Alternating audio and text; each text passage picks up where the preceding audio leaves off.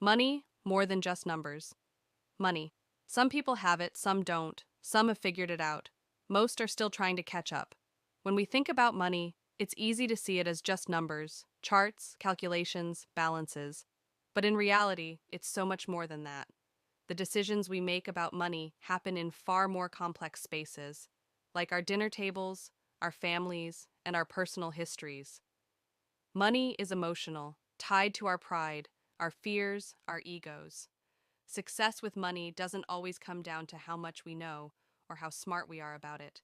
More often, it's about how we behave, our patterns, our mindset, and our ability to think long term.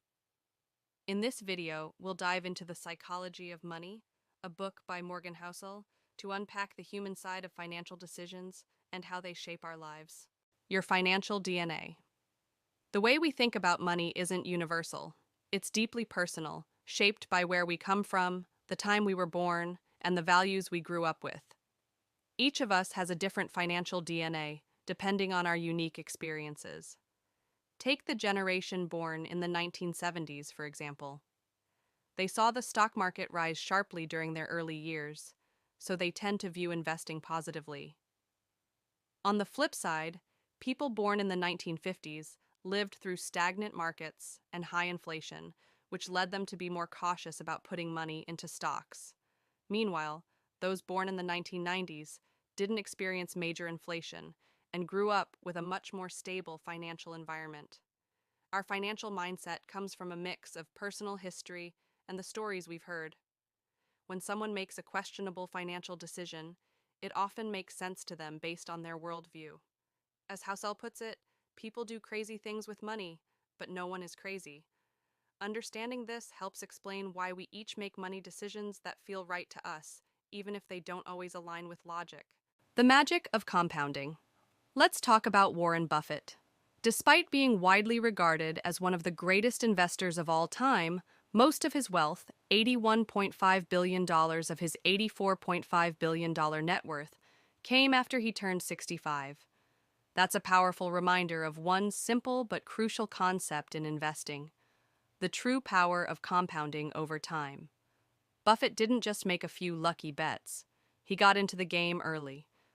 When you invest, the magic happens over decades, not just in a few years. If you invest $1,000 with an 8% annual return, you'd earn $80 in the first year. But the next year, you'd earn interest on both your original $1,000 and the $80 interest from last year, compounding the returns.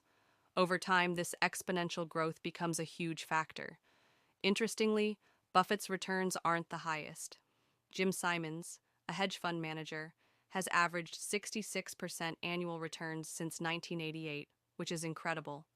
Yet, despite his phenomenal performance, Simons has only amassed $21 billion compared to Buffett's $84.5 billion.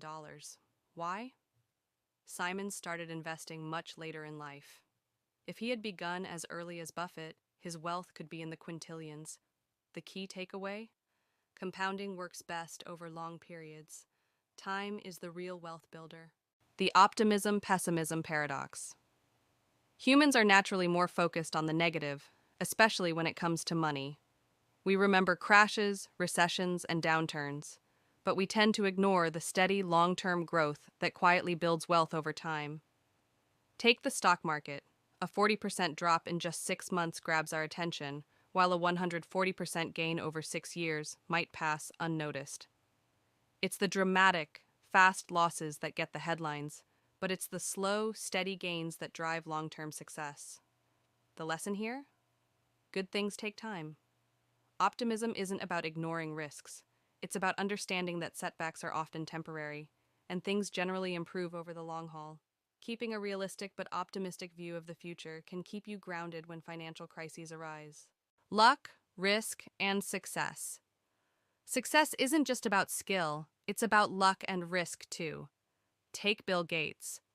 His rise to fame with Microsoft wasn't only about being a genius, it also involved timing.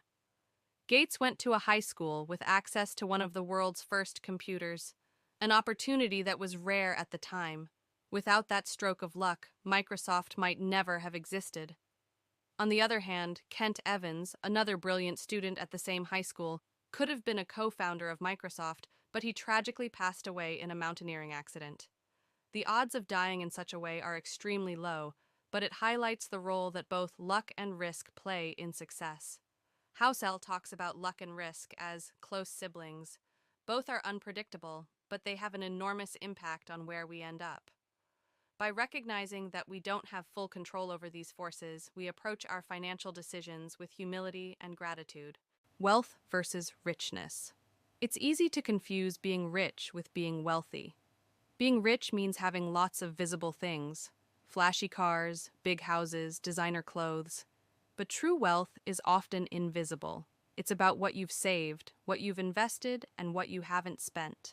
Many people who seem rich are actually living paycheck to paycheck, relying on debt to maintain their image.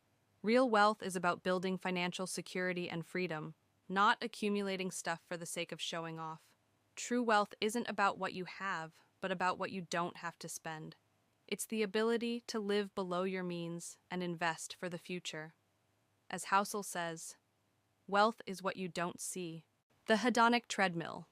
When enough is enough.